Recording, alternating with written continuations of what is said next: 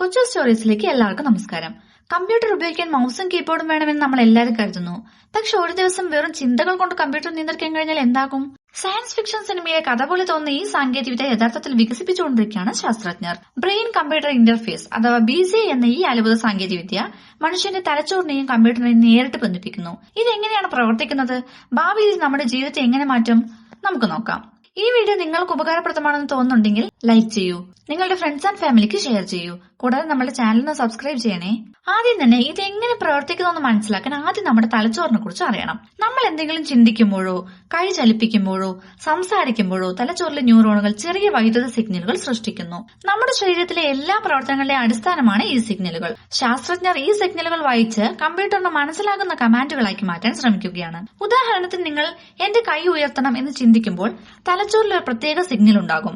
BCI ആ signal തിരിച്ചറിഞ്ഞ് ഒരു കർസർ നീക്കാനോ റോബോട്ടിക്കായി പ്രവർത്തിപ്പിക്കാനോ ഉപയോഗിക്കാം. ഇപ്പോൾ നിങ്ങൾക്കൊരു ചോദ്യം തോന്നാം, ഇത് യഥാർത്ഥത്തിൽ പ്രവർത്തിക്കുന്നുണ്ടോ?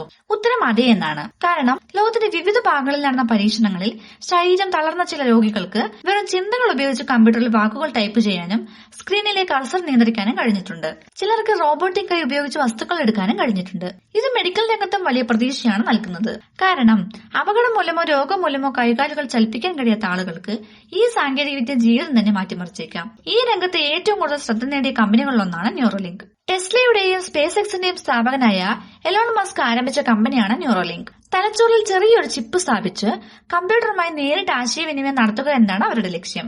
ഇത് വിജയിച്ചാൽ ഗുരുതരമായ ശാരീരിക വൈകല്യമുള്ള ആളുകൾക്ക് പുതിയ സാധ്യതകൾ തുറക്കാം. പക്ഷെ BCI രോഗികളെ സഹായിക്കാൻ മാത്രമല്ല, ഭാവിയിൽ ഇതിന് കൂടുതൽ വലിയ ഉപയോഗങ്ങൾ ഉണ്ടായേക്കാം. ഉദാഹരണത്തിന് മൊബൈൽ ഫോണുകൾ ചിന്തകൾ കൊണ്ട് നിയന്ത്രിക്കുക, കീബോർഡ് ഉപയോഗിക്കാതെ ടൈപ്പ് ചെയ്യുക, വീഡിയോ ഗെയിം കളിക്കുക, റോബോട്ടുകളെ നിയന്ത്രിക്കുക, ഒരുപക്ഷെ വാഹനങ്ങളുമായി നേരിട്ട് ആശയവിനിമയം നടത്തുക.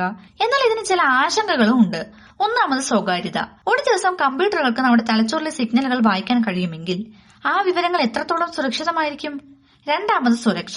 കമ്പ്യൂട്ടറുകൾ ഹാക്ക് ചെയ്യപ്പെടുന്ന പോലെ ഇത്തരം സംവിധാനങ്ങളും ആക്രമിക്കപ്പെടുമോ? മൂന്നാമത് ധാർമ്മിക ചോദ്യങ്ങൾ. അതായത് ഇത്തരം സാങ്കേതിക വിദ്യകൾ എല്ലാവർക്കും ലഭ്യമാകുമോ, അല്ലെങ്കിൽ ചിലർക്ക് മാത്രം ലഭിക്കുന്ന ഒരു സൗകര്യമായി മാറുമോ? ഇവയെല്ലാം ഇപ്പോഴും ഗവേഷകരും വിദഗ്ധരും ചർച്ച ചെയ്യുന്ന വിഷയങ്ങളാണ്. എന്നിരുന്നാലും ഒരു കാര്യം ഉറപ്പാണ്, ഒരു കാലത്ത് video call, internet, smart phone എന്നിവ അസാധ്യമാണെന്ന് തോന്നിയിരുന്നു. ഇന്ന് അവ നമ്മുടെ ജീവിതത്തിന്റെ ഭാഗമാണ്.